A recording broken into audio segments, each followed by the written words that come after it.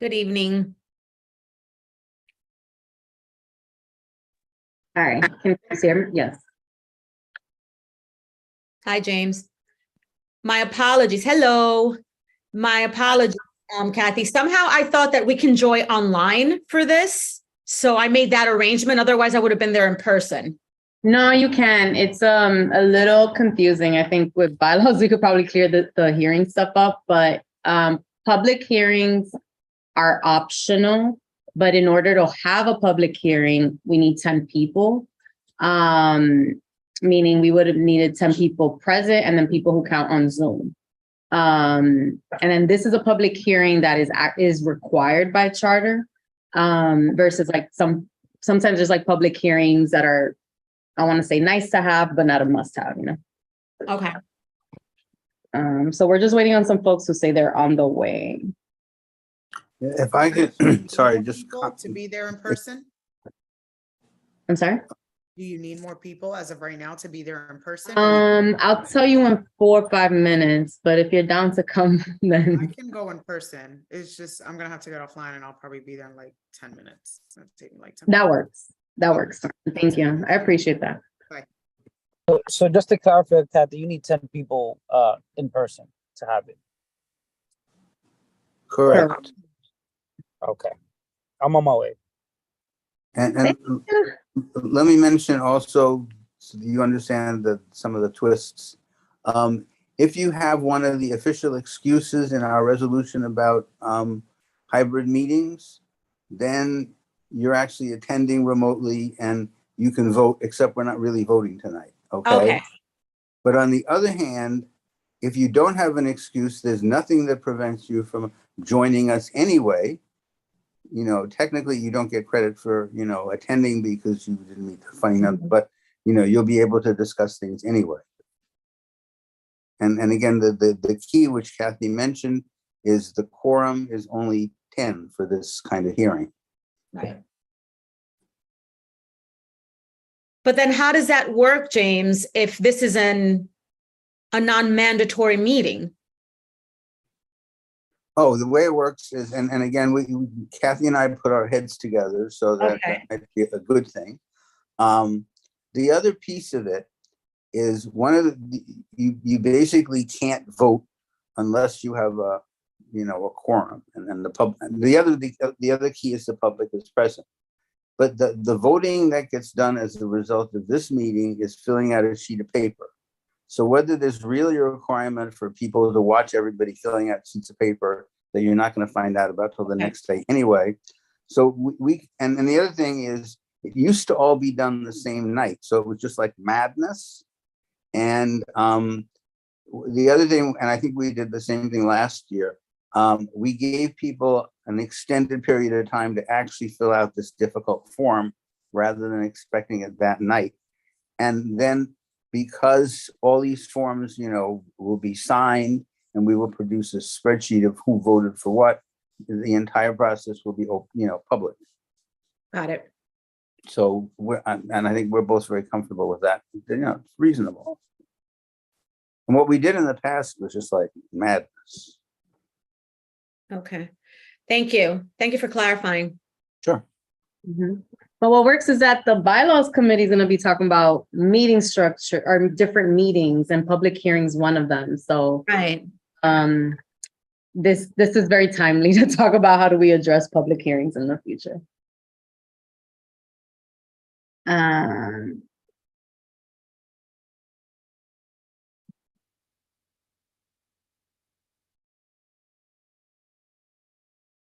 Just a quick question, Kathy.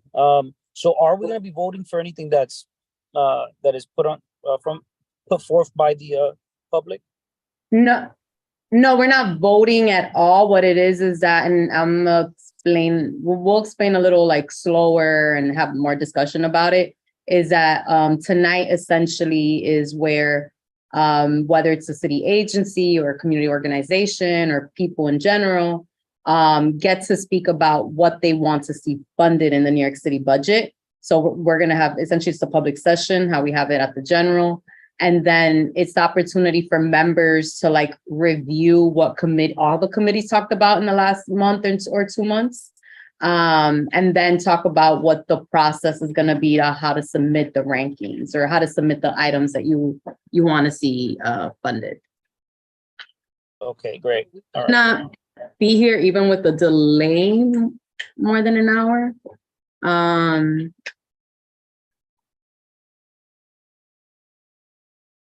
I'll share the screen with the things now.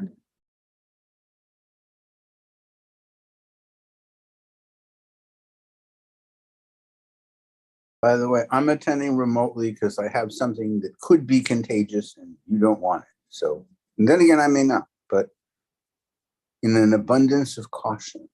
Don't say the C word, James. Don't say the C word.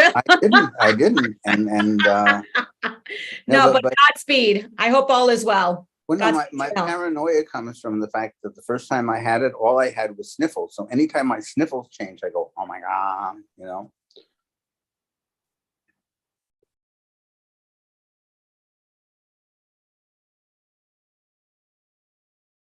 So for folks who didn't watch Exec, we're kind of soft launching some of our new branding.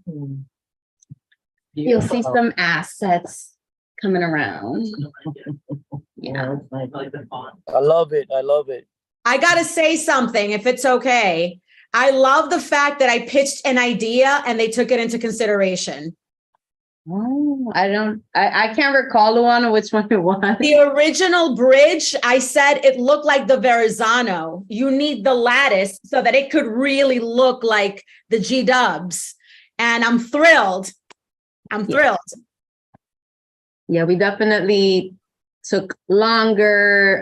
It was definitely a journey. I can't believe how long we worked on a bridge for, to be honest. It's like without, but it's a fun journey.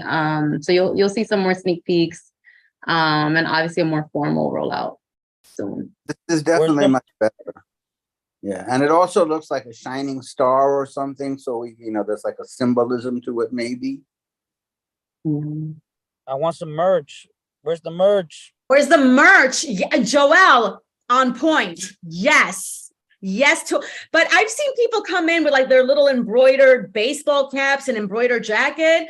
I'm getting a little bit of like, I'm getting jelly, I'm jealous, Yes. right? That stuff will be coming. The office, those are done a few years ago, the embroidered hats. And then the office staff literally has like a uniform, I want to say, like shirts and sweaters and just a lot of like workwear with it. So we might have to redo some of that. But for folks who are attending from the public, thanks for your patience. Hopefully we can get started in about like 5-6 minutes or so. And yeah, and if you're with an organization, feel free to rename yourself with that affiliation and we can start so folks know what ranking item to look at. Is that Jumirna there? The picture's so tiny that I can't see it. I'm sorry. No, that's Radia right here on the corner. I don't know if she's on the screen. No, you have like a split. I can't see it. She's so far away. I just wanted to say hi. I just joined in and just said hi to you and everybody else, but yeah.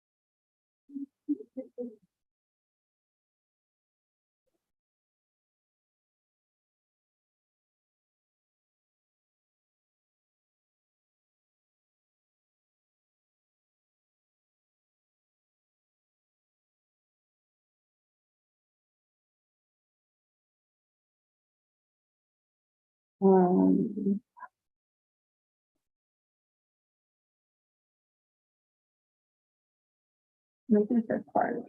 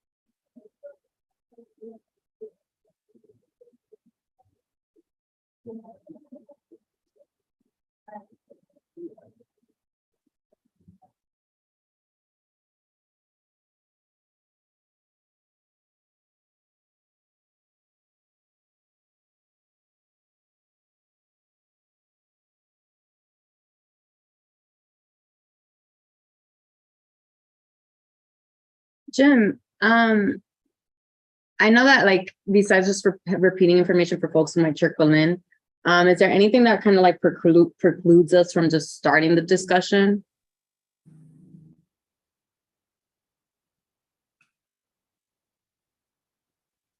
Well, if you want to be really picky, you should have you can't really start the meeting until you have a quorum.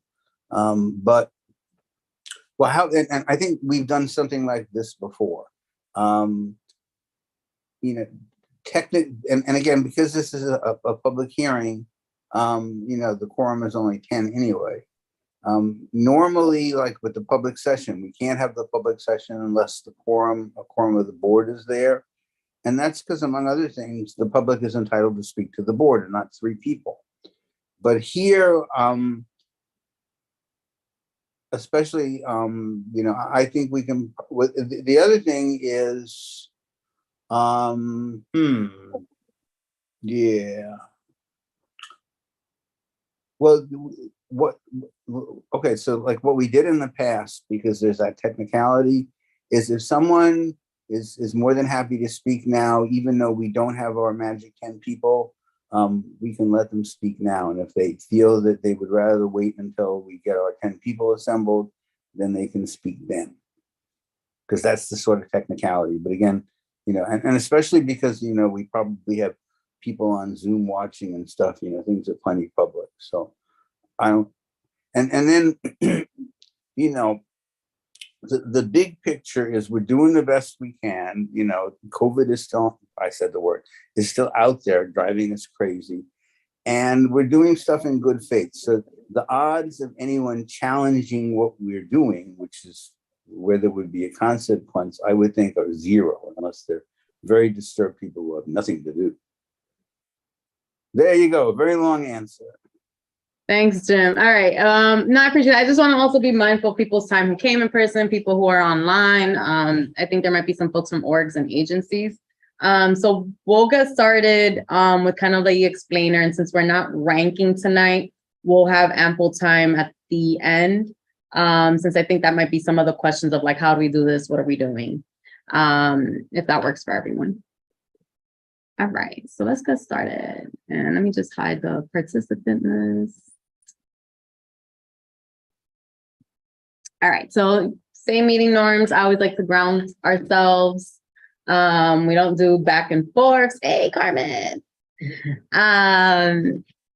And using the chat for technical difficulties, or if you didn't hear something and need it clarified. And then of course, just use your Zoom hand function so you can recognize the order of stacks and when folks have time to speak. All right, so for tonight's agenda, we're just gonna I'll quickly talk about the boards and what is the New York City, our role in terms of the New York City budget. We'll start with members of the public that are online. So whether they're from a city agency, an organization, or resident, to talk about items that they would like to see funded in the district or to continue to be funded in the district. And then we're gonna kind of really walk through what our committees talked about in the last 2 months. So some chairs are here present. they'll be able to share that or their delegates. And if not, I also have it on the computer so we can just put it on the screen so folks can see. And then we'll just talk about next steps. Does that cover it for everyone? Are we supposed to be recording this? It Oh, is. no, I see live, but I don't see record. Oh, we're gonna get recording in It is? YouTube, yes, we're gonna stay. Okay. Oh, All right, thank you. All right, so why are we doing this? The role of community boards is mandated by the city charter to make recommendations for the city's budget, right? So I think last year, and somebody can definitely correct me, it was 105 billion, $105 billion, 102, over $100 billion. You can say that safely. And so our role across the entire city, not just ours, is to be able to consult and talk to the agencies, which our district manager has since September, formally with residents throughout the year in terms of, what are the capital and expense needs that we want to recommend in the budget. And then when we get the budget in the spring, hey, Richard. And when we get the budget in the spring, then being able to react to what the responses were, right? So the office staff in the next 2 weeks is going to submit that through the Department of City Planning. And then every spring we get the responses back from the, I always mess it up, Office of Management. Management, yes. Office of Management and Budget, OMB. OMB. Yeah. So this is basically because the city law requires us to do and carves out a role for boards, really important. So there's two things that we make budget recommendations for, and it's really important, right? One is capital, and what capital expenses are long-term construction programs, purchases of land, and large equipment. So think about, affordable housing or just housing period. We're talking about, if there needs to be major renovations to buildings, if there is equipment, whether from city agencies that are needed, like ambulances or cranes and things of that nature. But as you can see on the screen, it also does include, right, the reconstructions of streets or sewers or parks, especially. And then expense needs. So usually capital tends to be quite long if you have it handy, if you're a member, right? And expense needs are basically anything that's day to day, but really focusing on salary, supplies, programming, and initiatives of city agencies. Are there any questions so far from board members as to like capital and the expense?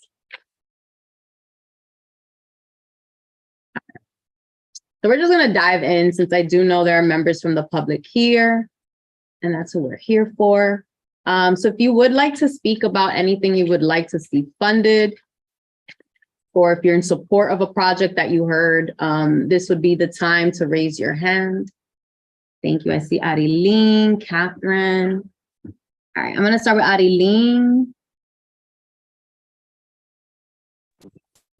Hi, everyone. Thank you so much for the opportunity.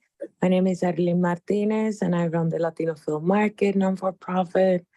And I would like to see more program for education, for after-school programs, for the teenagers, so they can be able to learn about media and things like that. Thank you.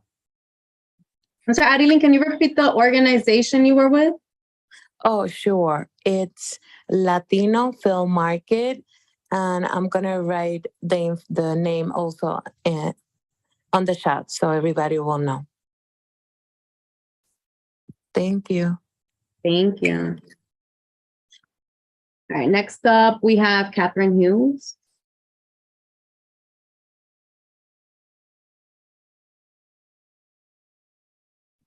Sorry, I think I was muted. Hello, everyone.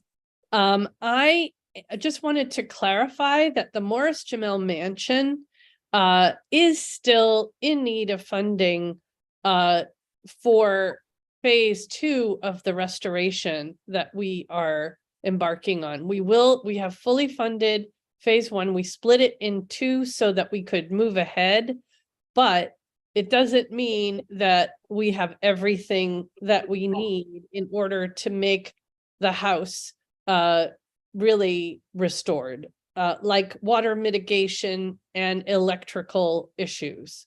So I just wanted to clarify that because I know that it's been on the list for a long time and we have had great success. So thank you. I'm sorry, I didn't catch your, oh, Catherine, can you clarify? Because what we have here for continued support is the exterior envelope and barrier-free ADA compliant access. And I don't think I see water mitigation on the list.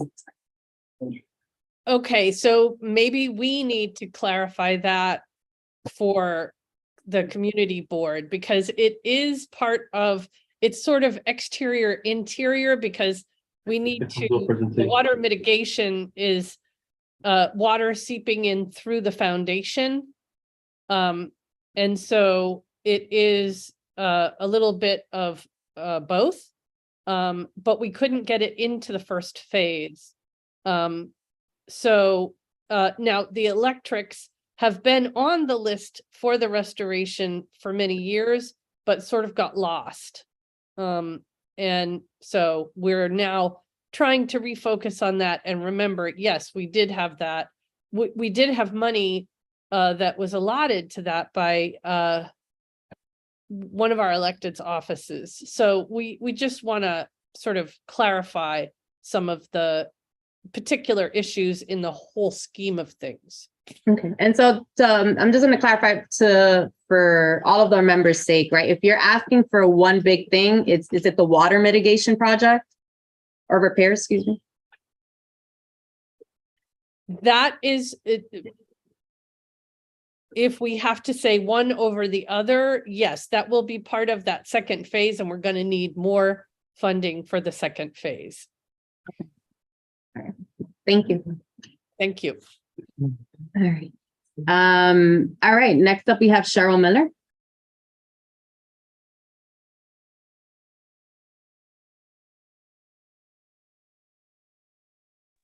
Hi, thank you. Thank you, members of the board. Thank you, Catherine, for letting me speak. So I would like to see more funding for noise cameras in this community. I live in Washington Heights. Can you hear me? Yes. Okay. I live in Washington Heights. So I believe that they have already installed a noise camera in Inwood. I think Gail Brewer was asking. I think they got 2 cameras on the Upper West Side, or they're going to be getting 2 cameras. But there really needs to be more cameras up in Inwood and Washington Heights because this area is just saturated with the dirt bikes and all of that. And I believe that there's been a bill sitting in the city council that Sean Abreu, who is my council member, I think he spearheaded the bill. I don't know if it's still sitting dormant in the city council, but that if this thing could get moving and that they can, that we can get more funding for the cameras. Also, I believe that DEP has also been advocating for, to have more cameras up in our area. So that's what I would like to see. Okay, I see a hand for Steve Steinman. Is that a question for her, Steve? No, it's just maybe a clarification. I think the board members should know that this is one of the requests being promoted by the Health and Environment Committee. We are requesting funds for enforcement cameras, and Cheryl is correct that there was a camera in Inwood. I believe we were told at one of our meetings in the spring that it was removed. They had a limited number of cameras in the city, so they've been moving them around. So we're advocating that there be more money so that there can be sufficient numbers of cameras to serve the various communities that need them, including both Washington Heights and Inwood. Thank you, Steve. Thank you. Okay, I see a couple more folks who are attending from the public. Is there anything that you would like to see funded? So again, if you're with an org or if you're a community resident, now is the time to raise that Zoom hand. I have one, but I'm gonna, Yeah, just as a, let's first go through the attendees and then we'll start with the committees. as a public member, not, in my committee. We technically have to speak as a member. Oh, yeah. All right, so if anything comes to mind as we're going, feel free to raise your hand later or ask in the chat. I'm going to actually stop my screen share so I can share the full list if that's helpful for folks. And then I'm gonna just start maybe with the chairs that are on screen first, if that works. Steve, if you're ready, we can start with your, actually I have Luana first, sorry. So Luana, if you're ready to kind of just talk about, we'll start with capital and then with the expense items that Parks and Culture Affairs came up with. Thank you for that. So our primary, should I share my screen to see the rankings and the projects, or should I just talk about it? If you have it handy, go ahead and share. Hold on, let me get it. So the overview was about the meeting with regards to funding, had to do more about what projects receive continued support, what projects are included or transfer over to last year's projects from last year to this year. And also, how do we strategize so that projects don't cancel each other? In any case, if we have 5 projects that are pertinent to one particular location, how do we ensure a fair ranking so that out of the 20 projects that are proposed, there is equity when it comes to accessibility, geography, and also the type of project itself. That being said, we also wanted to be practical in that there's some projects that may be more feasible than others. There are some projects that might be beneficial in terms of getting more attendance or more traffic of people. So that being said, the parks, how many minutes do I have? I don't want to go over. Since you tend to, Parks always has the lengthiest capital for good reason. I'll give you 4 minutes. Is that okay? That's fine. I could be done in 3. So if I can just share this year's ranking, and it was very challenging, and I want to be fully transparent. It was very challenging because,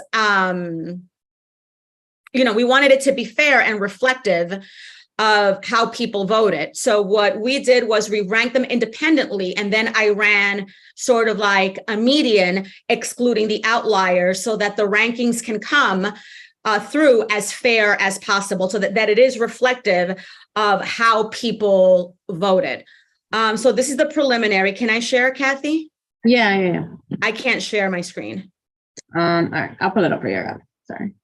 If you want, I can email you the rankings and, oh, there it is, okay.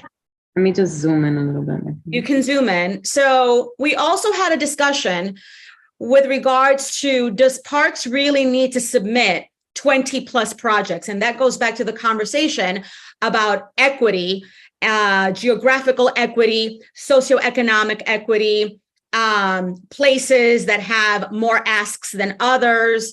And that is reflective of the ranking that we see before you. We also, for expense, we also decided to strike out or put it to a vote whether some programs from a practical point of view deserve to get, or not deserve, should be sent, with the possibility that it might not get funding at all. So that's it. I mean, I wanted to share the preliminary vote, Kathy, but I couldn't share. So we can send it to the board, or you can share it. If anybody has questions, I'll be happy to answer them to the best of my capability. Yeah, sorry, I'm having issues with the download. I'll be able to put it up in a minute, but if there are questions for folks who do have it handy. I have questions. Yeah, Joe, go ahead. So I mentioned this in the executive meeting, and I don't know as a public member if I can add something. I don't know, Luna, if you remember. Luana, do you remember what I said about the domino park? If you can do me a favor, Alex, that'll be great if you can add it, because this is the time to add new projects. There was a new project that was added, which was the rehabilitation of softball fields 1 and 2 by Dykeman. That was voted by 2 people, but I still added it as a new project that the board can rank. Steve was also very good to clarify, although he's not in the Parks Committee, but he was also he cautioned the committee to ensure that we use language that doesn't, that is not perceived as loaded. For example, repair versus renovate or rehabilitate. So we were also very mindful of the wording.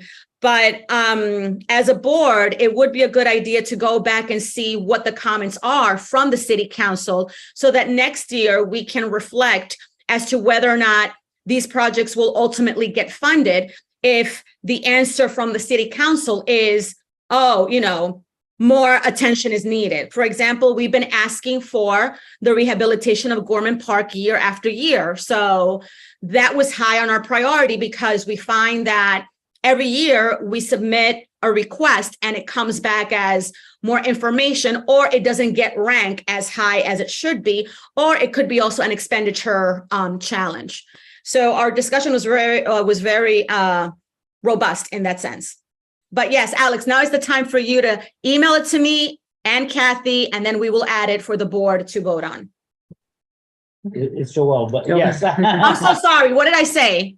Alex, but it's cool. Okay. Joel, I do that all the time. I do it with Wayne and with Daryl. So please forgive me. I'm so sorry. It takes me 5 tries to internalize people's names. You're good, Luana. So I will email you. It's just an idea of renovating one of Dykeman's Park.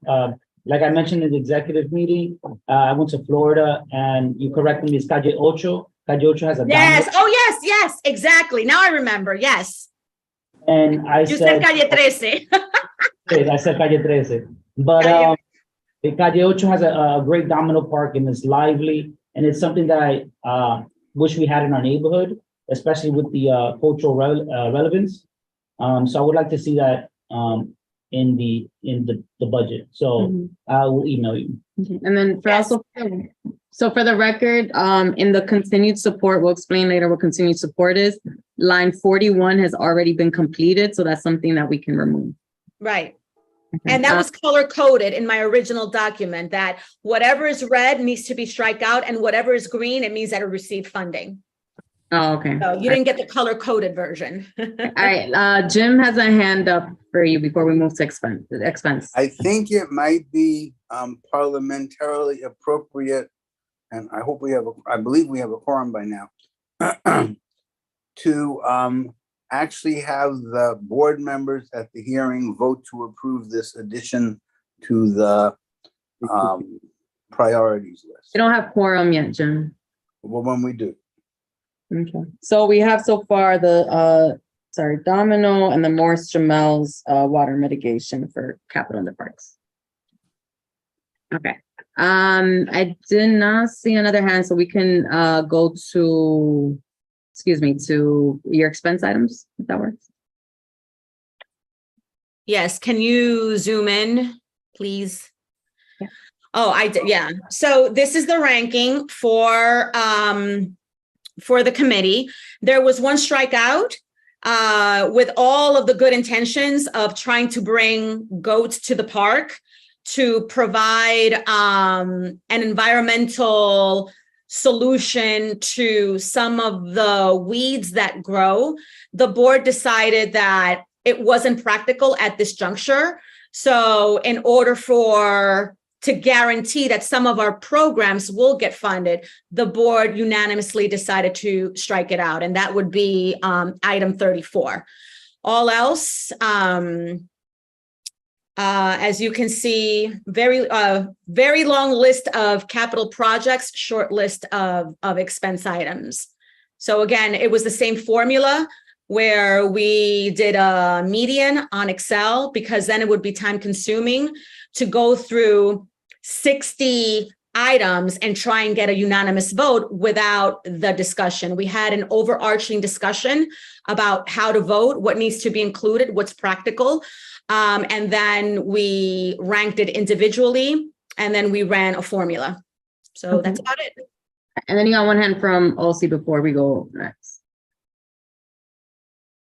Okay, so I want to talk about it because in terms of the goats, it's extremely practical not to get poisoned. So pesticides is not a wonderful thing to have. So I think it's a mistake not to include it. This is an initiative that some number of years ago, Sally Fisher, Allegra, and myself tried to get funding to have the goats coming to Inwood Hill Parks. I am extremely disappointed that this is not an item that you guys decided to keep in the budget, because it is available in other parks already for a number of years, and one of them over 10 years. And why are we being left out of this? I don't know, but I can answer that. I just want to display my disappointment of not including it. It's extremely important not to get poisoned. That's my point. Thank you. Can I respond, Madam Chair? Hold on, Steve had put his hand up before. Yes. Steve, do you want to go ahead? Actually come back to me because now I'm looking up some information about the goats.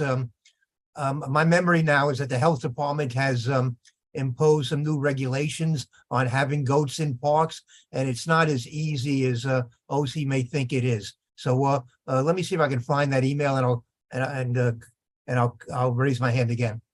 Okay. So just for the sake of time, since that item, I don't want to talk too much more about the goat item, since we need a confirmation on that. If it's okay with you, I can go on to the next. Absolutely. Okay. Steve clarified. So thank you, Steve, for that.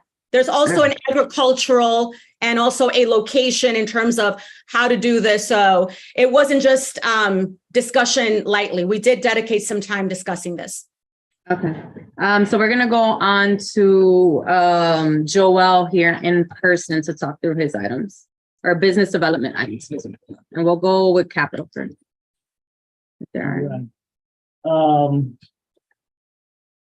Yeah, okay, so we're doing capital first, all right. So there's our ranking. Our number one priority, especially after COVID, was getting some rent relief programs to business owners who suffered through COVID. And not only that, just inflation. So some rent relief programs, there isn't any right now. There's definitely residential rent relief programs. There is negotiations for commercial leases, but there's no rent relief programs for commercial tenants. So that for the committee was our number one, priority budget item. Our number two was to expand the Small Business Opportunity Fund for startup capital. This fund was available, I think, for maybe a week of such high demand. The SBS actually stopped it. I think it was available in February. And the demand for this startup fund caused it to be stopped and then consider the applicants that already applied. So we want to have an increase and expand this New York City Small Business Opportunity Fund. Yes, it involved some private capital, but we can get some city funding to build this back up. I think it's great because it doesn't involve credit. You don't need prior financials to apply for this. So I think it's a good opportunity for people who have ideas and want to do a startup. My third, capital budget item is to build an electric vehicle charging station for delivery drivers. So this was mentioned by community council member De La Rosa, and she has a group called the Deliveristas, and they are pushing for this. There's been a lot of fires due to the charging stations of electric vehicles, and this is one way to prevent it. If we could just build the hub maybe one or two, one for Washington Heights, one for Inwood, where they can rest, charge their bikes safely, instead of bringing these bikes or these batteries into their homes and charging them. I think it'll be beneficial, one for safety reasons and two for commercial reasons. So that's number 3. And I know we have a Workforce One. SBS is Workforce One, which kind of deals with human capital and human resources and training, but we don't have a support center here, an SBS Business Solution Support Center in Washington Heights or Inwood. The only one, it's in Jamaica, Queens, and it's a trek to get over there from Washington Heights. So the committee is proposing that we build one here in Washington Heights and in Inwood. Also, my 5th and last budget item is there's new regulations to create outdoor dining spaces permanent. However, the structures that are in now, most of them are out of code and are going to be caused, business owners are going to have to tear them down and build new ones. And that's an incredible capital expense for them. I think because of these new regulations, I think we should create a fund to help business owners create that outdoor space for them. So that's our thought with that. All right, go ahead, Anthony. I have a question on your third one, Mhm. and maybe this is more of a suggestion. The way I read it, because electric vehicle is a very technical term, I immediately thought of like Amazon electric vehicles or UPS electric vehicles. But it sounds to me you're thinking more about like electric bikes for delivery. So it was done on purpose, not to limit the scope. So because I think they're both in need, right? EVs are on the rise. And I think we can incorporate both. Yeah. Both electric vehicles, charging stations, and kind of electric scooters and bikes. So I did it on purpose. I mean, we could split it up, but I think they're equally as important. I think I was gonna say a suggestion, and we can double check it, and I'll put that there. I think both might go to different agencies. So like these all our asks get directed to an agency. So Maybe. we can verify if the e-bike or like, because I'm thinking of the Tesla ones, Mhm. if the actual vehicles are different. Maybe not, but. Okay, and if not, we split. Yeah. Okay, cool, thank you. And then, Thank you. sorry, your expense items, real quick. So our expense items are as follows. So we have for number 1, so we want to increase the funding to SBS. They have great initiatives right now, including one that just got released, which is the Fund Finder, and the chat AI that they created to help business owners create solutions through AI, which is great. They also have this new Express team at the SBS. I think we in the committee wanted more funding for these programs and these initiatives to SBS. Number 2 was our quarterly physical and virtual resource guide. And just to, couple the SBS's push for initiatives, we want to kind of bring in community-based organizations and private entities that have resources for these small businesses to pull them together into one application. At the committee and at the board, we're working on a virtual resource guide that's going to handle things for the community board. But we want a virtual resource guide to pull in resources from community-based organizations, private entities, and even the city, an app or a website. So that's number 2. Number 3 is an education campaign for business owners on health and safety for underrepresented and migrant communities. The migrant crisis, it's apparent, and you want to teach business owners on how to handle that situation. So that's important to us. Number 4 was an education campaign for cannabis from the OCM or the SBS. Cannabis is here. It's here to stay. October 4th was the beginning of new licenses for cannabis, and card licenses are popping up. So it's important for not just business owners to know about cannabis, but the public to know. So, and number 5, which was a budget item of last year, is designated Spanish-speaking health inspectors, to this district. And that's self-explanatory. I was gonna make a recommendation. Yeah. I would, for the cannabis educational campaign, for it to be from SBS, just because the statute, part of the revenue fund goes towards, educational campaigns from OCM. Okay, So they already get funding for that, but from, I don't think SBS in the SBS city does. gets, so okay. Yeah, I that would makes just sense. That's strike fine. that one. Yeah, it's okay. Thank you.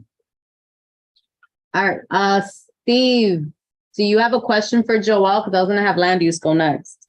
Yeah, but my question for Joelle would be, on the capital list, there's this item about the rent relief for commercial tenants. I would consider that to be an expense item. It's not really a construction item. It's, I think you should move it to your expense list. Okay, the reason why I put it in capital is because I think that they can do the building too, like the city could do the buildings too, but I don't have a problem moving it to our Well, you're talking about providing money. To- yes, yeah, you're right. Yes. You're absolutely right. Yeah. That's an expense item. Okay.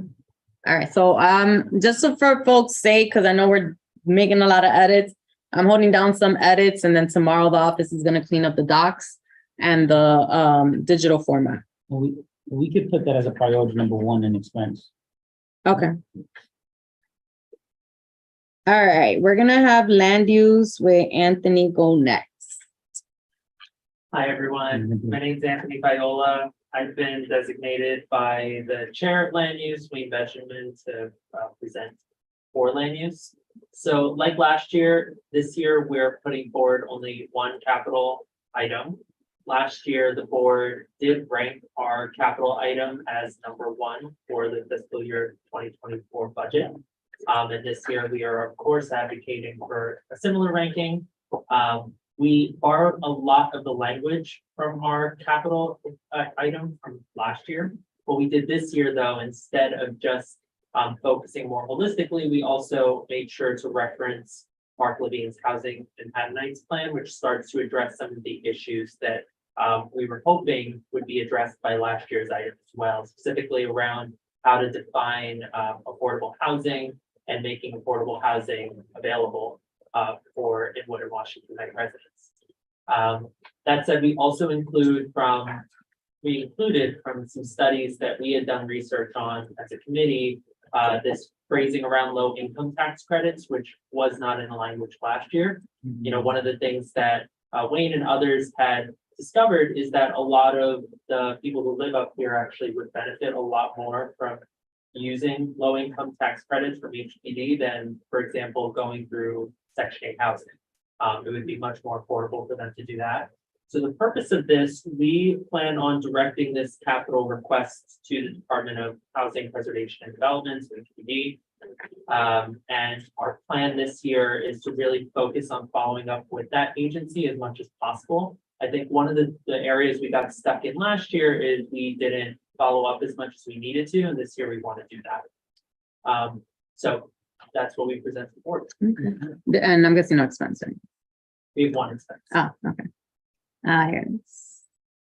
So it's similar like last year. We also had one expense item, and like last year, we're advocating to be ranked as high as possible. The fiscal year 2024 budget, we were ranked by the board number 1 for expense as well. With this, you know, we spoke last year a lot about the Inwood rezoning plan, which I think Wayne has said many times, other committee members have said many times, doesn't really represent the values of the community. It didn't consider the values of the community, what we're looking for, you know, particularly around maintaining the density and the type of zoning that we already have in place, and we're making adjustments, like being considerate of that. So this year we modeled a lot of this language similar to what we did last year, but with an emphasis that the Inwood rezoning doesn't reflect the community's vision. We are directing this at the Department of City Planning, and our goal to making it an expense item is to focus on getting as much planning staff from DCP as possible. At a committee level, we spoke that, you know, a lot of other community districts do get much more resources from DCP. We're sort of lacking in that regard, so that would be what we would seek through this expense. expense item. All right, Steve, I see your fellow committee member got a hand up for land use. Oh, I didn't, no, I don't have anything to say about land use, Okay, sorry about that. except both items are certainly worth supporting. But I'm a little ticked off that Wayne ended up with the number one item on the expense list last year, when my committee used to have it for about 6 years in a row. So with our request for additional money for mental health services. Okay, thanks. I think it's also just extra context for folks watching, and we'll hear more about in the coming months from the committee, is around the Historic District Council survey. So I think like next year, whatever results we get from that could be really helpful in the follow-up with DCP. So all right, so let me see who I got next. Who's ready? Domingo, you ready? No. Okay, Domingo not ready. I am ready. Okay, wait, Steve, you ready for yours? Sure. Okay, I'll let you go on. Hold on, let me zoom out a little bit. And then I have 2 items, but we can add them at the bottom from corner project. Another here. Never mind. So we can start with your expense items, Steve. Sure. So we have 9 expense items, and we made some we updated several of them based on discussions within the committee members and based on some information that Ebenezer provided from the agencies. So once again, our first request is to expand mental health services and outreach in the community. And based on what the health department, I guess, told Ebenezer, we also indicated that there should be an emphasis on suicide prevention. So we added that as an element to that request.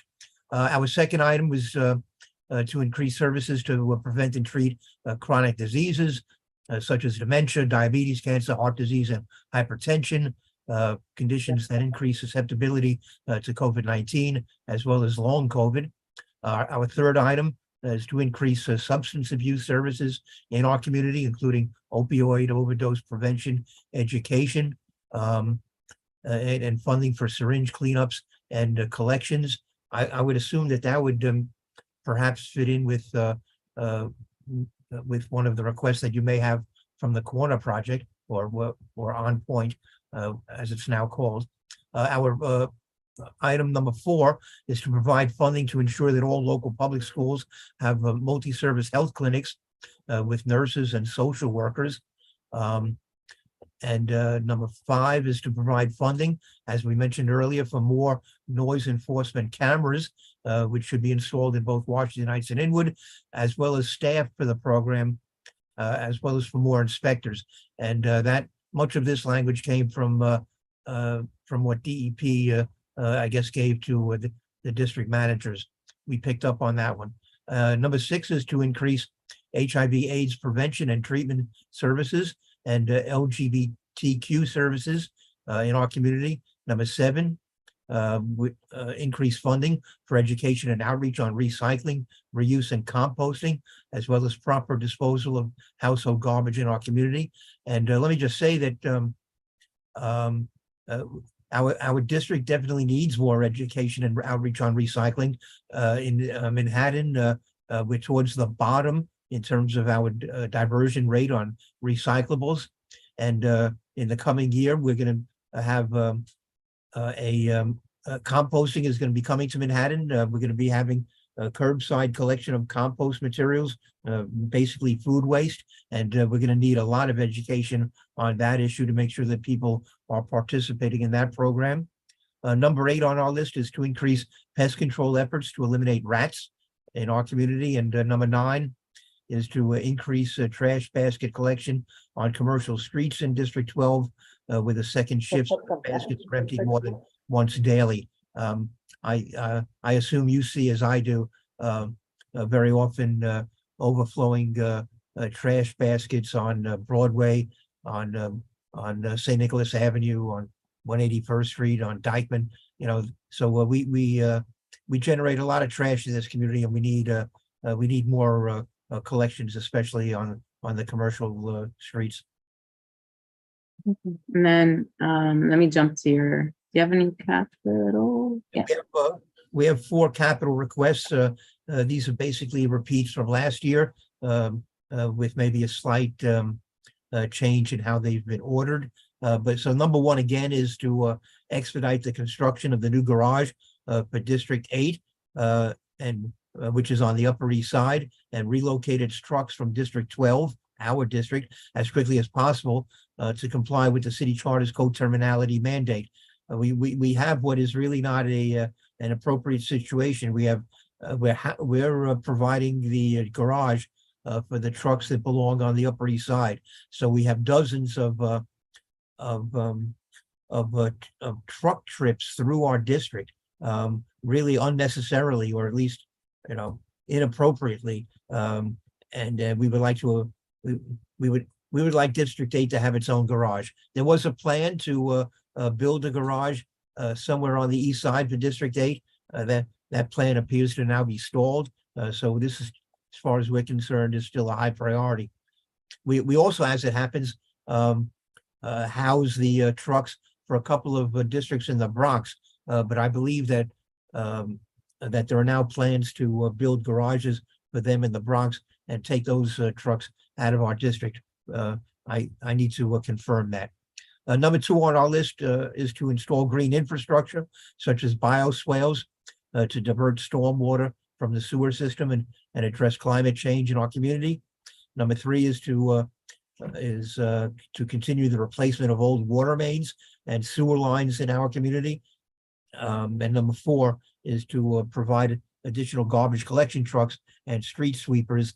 And this sort of is to accompany the request we have to increase trash basket collections on our commercial streets.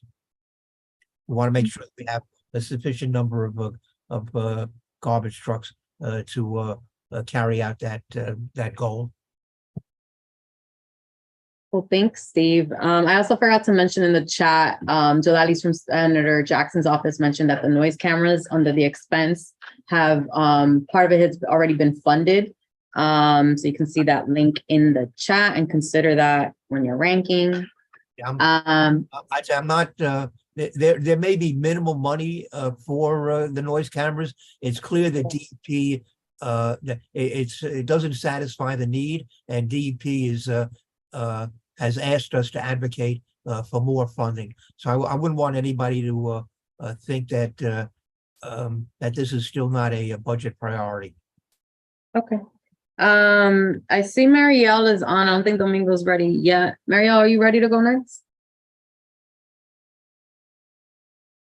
And if not, that's okay. Hi, no, sorry. If I can go a little bit later, please. Thank you. Okay, well, we're gonna wrap up within about like 20 minutes or so, because we recognize it's a lot to kind of throw at folks, especially if you haven't sat and like read through it and considered it. So let me see what we're gonna do. You're not ready? Do you want to talk a little bit more or less of gist, even if we don't see the list? It doesn't have to be. If you give me 5 minutes, I can be ready. I just need a few minutes. I just walked home. Okay, that's okay. Okay, thank you. You could just talk about it. We don't, even if it's not ready. So we didn't, we're gonna rectify it here because we didn't have quorum in the meeting. So the items that we have for capital, we saw a lot of items and wanted to make sure that when we talk about schools, we retrospect them with the proper HVAC systems.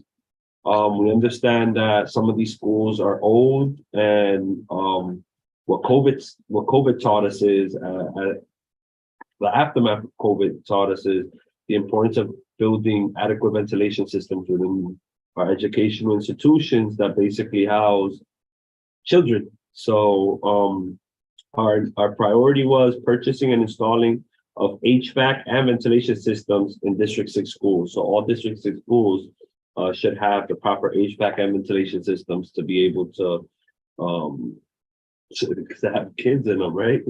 You would assume that this is something that. So number two, for our capital funds, for our capital expenses was school construction authority. So we understand that a lot of construction is happening within schools. There's an estimate of 5 years for some of these projects to actually see its completion. So I feel along with the committee, we understand that we had to take a step back from just identifying issues, but starting to really see what was on the radar and develop a tracker that helped us pinpoint individuals within the school construction authority that one, was overseeing these projects, and two, that we could hold accountable if the project is taking too long. So the second item was school construction authority tracker to provide timely repairs of infrastructures within District 6.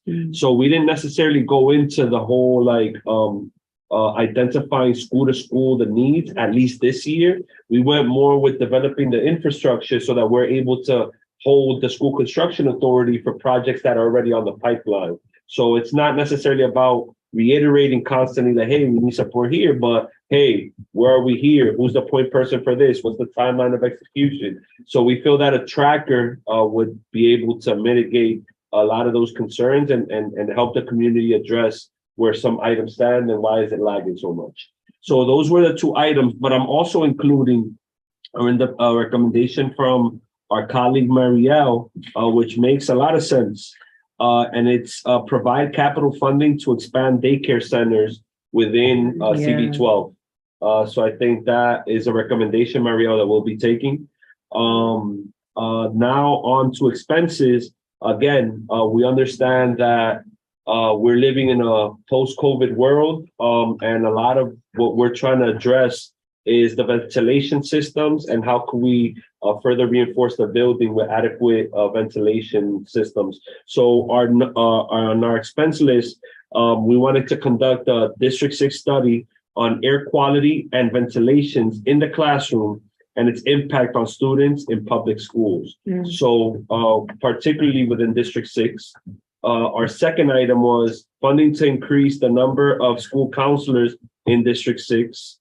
Our third was funding to increase support for social, emotional learning skills for students in District 6. Our fourth item was funding for class size reduction in District 6. So while the state has mandates, Tanisha very eloquently stated on how these mandates, while on paper, are not being executed in action. So it's basically a mandate that's from the mouth, from the mouth out. And I'll be also taking our colleagues' Marielle recommendation on as our fifth item, increased childcare fund. Oh no, this was for that was capital. You're on expense. Right. Okay, and then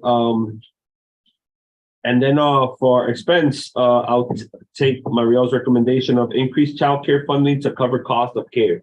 So again, we must support working families with adequate daycares, but also support them in the financial aspect of it, which while our families are paying taxes and are contributing to the vast economy, they still need support with being able to get adequate child care so that they're able to be tax contributing citizens, right? So those are our capital and our expenses. I hope everybody ranks them high. As you know, in COVID taught us how dilapidated our infrastructure was. So while we're focused on everything but the kids, our kids' buildings are not adequate enough to be able to not only house them, but provide a safe educational environment for them to learn without necessarily having the building impact their health. Okay, yeah, great job. Kudos. And you had a question from Luana. All right. Hi, Domingo. Thank you for that. I just want to, it's not a question, but a comment. In terms of caution, when we're asking for employment for our districts that are contingent upon other agencies like the DOE.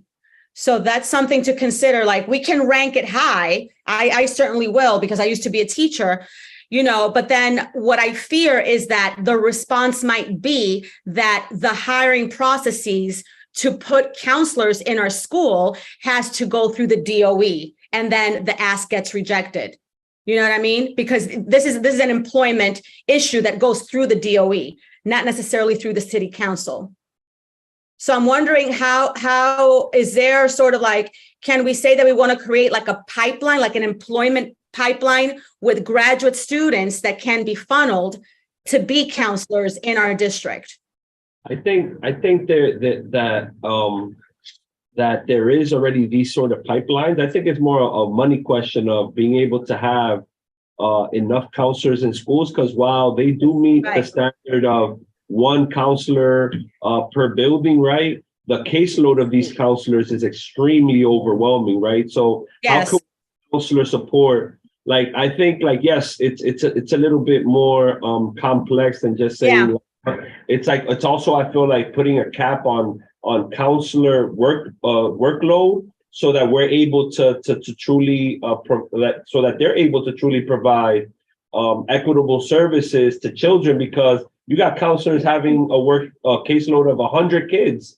Like, how can you realistically support that individual when you yourself are overwhelmed with the amount of workload, the workload being, and then, we're not talking about solely mandated, because there's two layers of it, right? You got the mandated students, and then the students that have start showing certain like are responding to the school environment, and that raises flags, and that child is referred to the guidance counselor, not necessarily as a mandated child, but as a child that certain flags have been raised and further vetting. Like, you have to see what's going on with the kid. So while I understand, I do agree, but as far as this is an item, by the way, that we didn't want to remove everything that the previous person did. We kept it as a way of being able to be like, yo, we're not going to purge everything.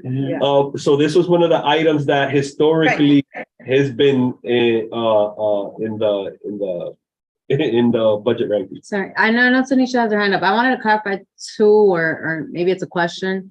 Not while you have your DOE unionized counselors, there are also counselors that are part of contracted through through like discretionary funding, right? So nonprofits that have services in the school, in public school buildings that are funded also through city council. So it might not always be that way, but we're pushing that idea again to the council and DOE. So to Kathy's point, can we maybe add that so that it's more specific and they don't come back? Like, would it be? I'm not sure what was the response. I think Tanisha. Yeah, Tanisha and then Mario also have a hand up, so I want to respect just stacks. Now you're on mute, Tanisha. Yeah, I would ask that, we're constantly looking in the chat to make sure that we're being respectful of people that have had their hands up and have waited patiently for their turn. I understand that y'all are in person, but we're important too on Zoom. So let's respect that. But I wanted to piggyback off of what you said. I work right now with BU,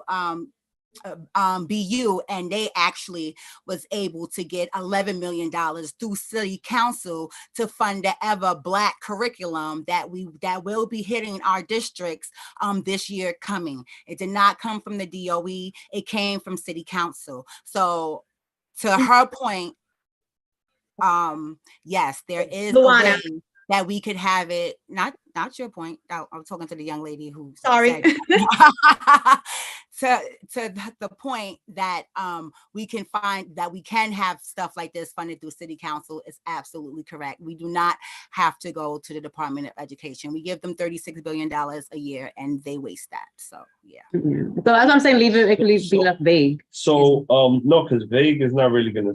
So increased funding. So I would say funding to increase number of mental health supports within, because that allows nonprofits to be able to tap into this money, and not necessarily be limited to Because they're like, for instance, in my case, I work within a school building and we subcontract out counseling in schools to be able to support the guidance counselors with the caseload, the overwhelming caseload of students that need support. So, yeah. Okay. Well, I'm gonna take Marielle home, assuming there's a question, and if it works for you and Marielle, you could just dive in, explaining yours.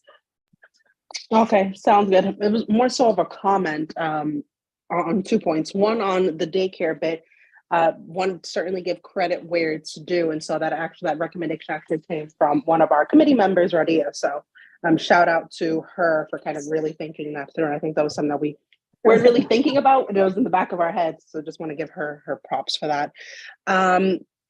On the bit around employment, I think there's a wider conversation, one to take offline, around just vacancies in city agencies. You all know or should know that obviously staff vacancies in city agencies unfortunately are at an all-time high.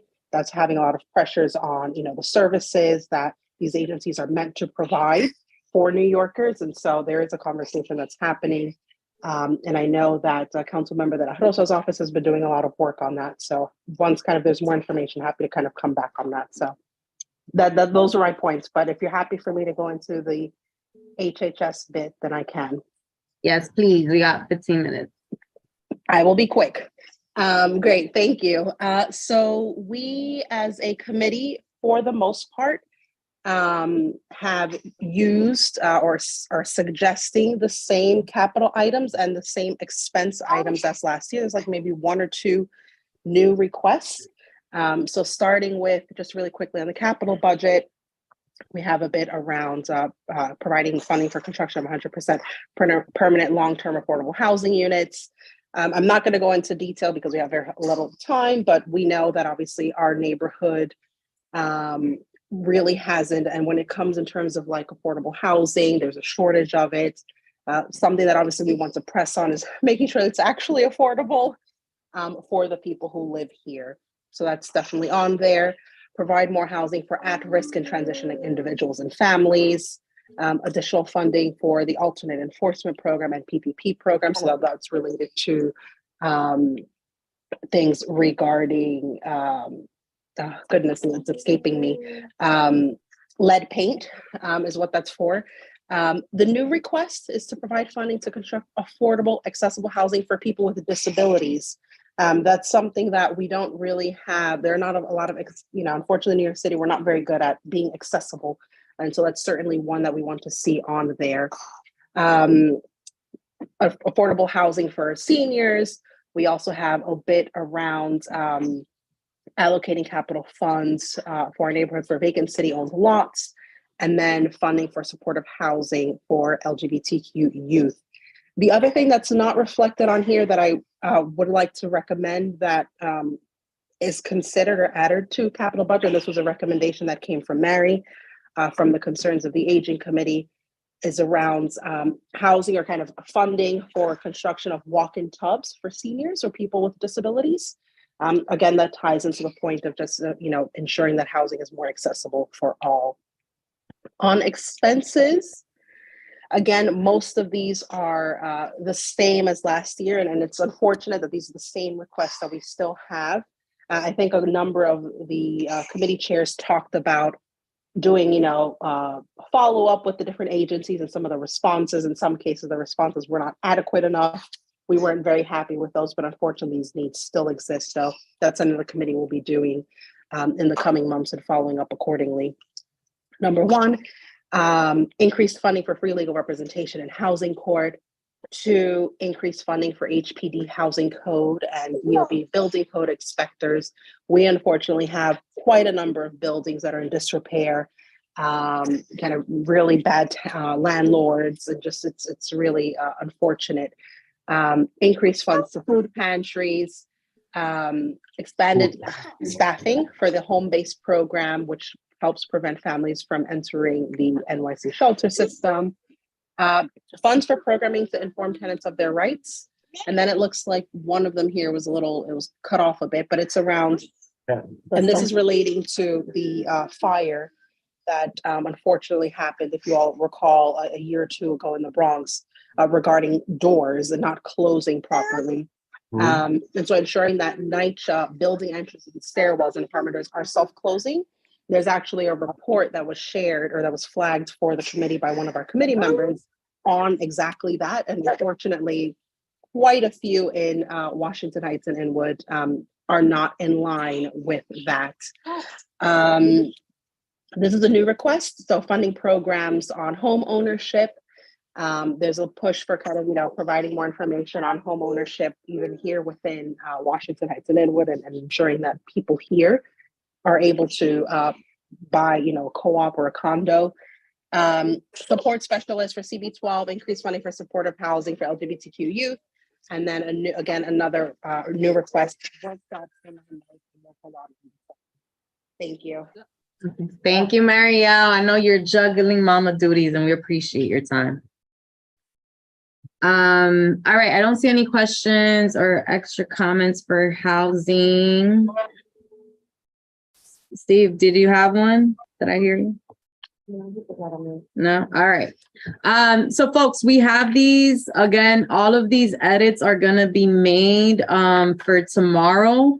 And so everybody's gonna get the paper copy and a digital form for it, just if, based on your preference. I got a modification on the recommendation. Okay. So I put funding to increase mental health services such as caseworkers, LMSWs, MSWs, workshops, and guidance counselors.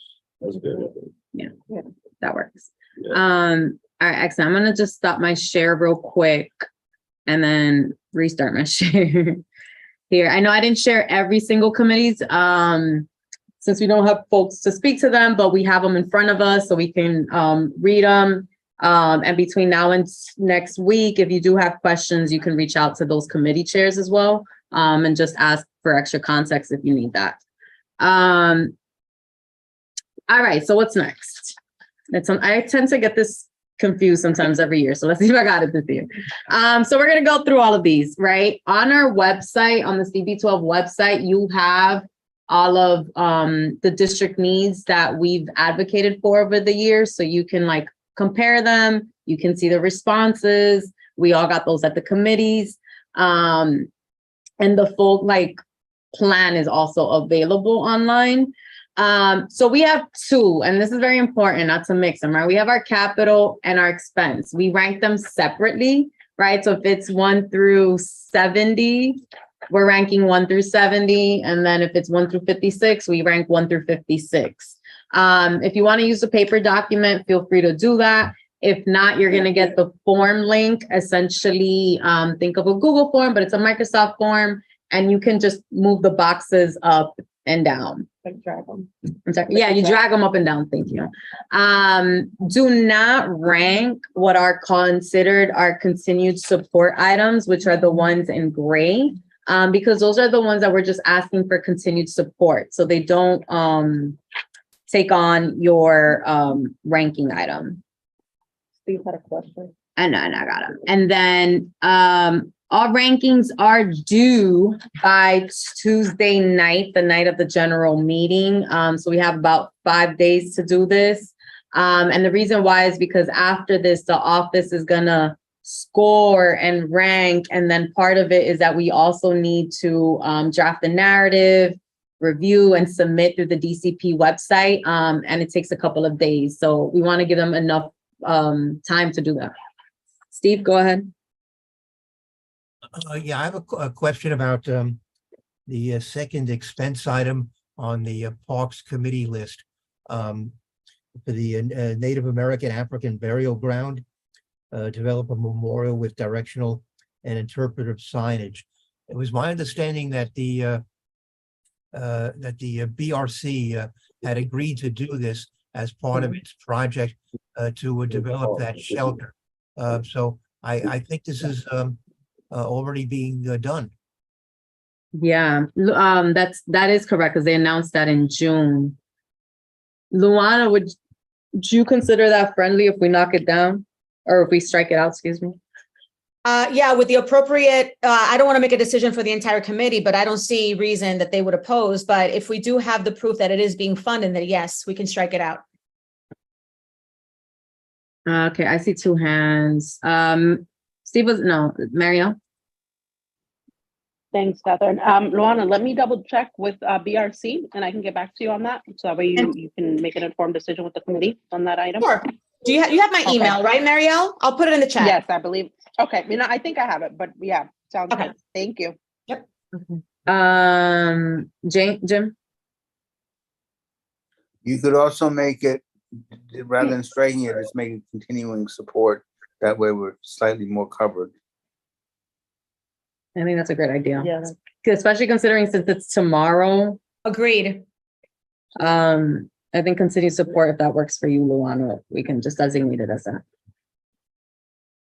All right, and then Steve, was that a new hand? No, I ran out of hands. All right, that I think covers. I want to thank folks for from the public, from our electeds, for participating, for listening. Are there any kind of questions about how this works for members especially? All right, so you're gonna get it digitally tomorrow. We got 4 or 5 days. I want to say it's really important that we submit them because they should reflect all 50 members and the full voice. And to be honest, and it's not just for our board, but across the city, submissions aren't always like 95%, right? So the rankings are determined by what we submit, or I mean, excuse me, the priorities are determined by what we submit. So the more that we get that, the more reflective they are of the full membership. So yeah, Tuesday midnight. All right. Thanks everybody for coming. Here's our website as usual. Hope you enjoyed the sneak peek to our fresh new look. Thank you, everyone. All right, good night, everybody. Thank you.